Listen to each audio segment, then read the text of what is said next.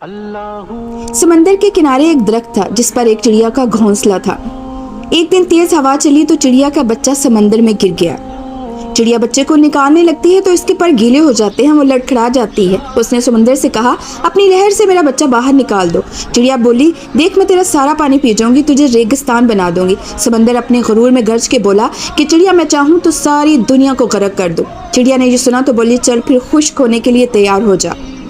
उसने एक घूंट भरा और उड़कर आई, दरख्त पर बैठी, फिर आई, फिर घूंट भरा और फिर यही अमल किया। यही अमल उसने 7-8 मरतबा दोहराया और वो बोला कि तू पागल है, मगर चिड़िया अपनी धुन में बार बार ये अमल करती रही। अभी सिर्फ 22-25 बार ही हुआ था कि समंदर ने एक जोरदार लहर आई। दरख्त जो काफी देर तक ये सब कुछ देख रहा था, उसने बोला, तू तो सारी दुनिया को पल में गर्क कर सकता है, फिर इस कमजोर चिड़िया की बातों में क्यों आ गया? समंदर बोला, तू क्या समझे मैं जो तुझे एक पल में उखाड़ सकता है? नहीं, मैं तो सिर्फ एक माँ से डरा हूँ, माँ के जज्बे से डरा हूँ। एक माँ के सामने तो अर्श हिल जाता है, तो मेरी क्या मजाल है? जिस जज्बे से वो मुझे पी रही थी, मुझे लगा वो मुझे रेगिस्तान बना देगी।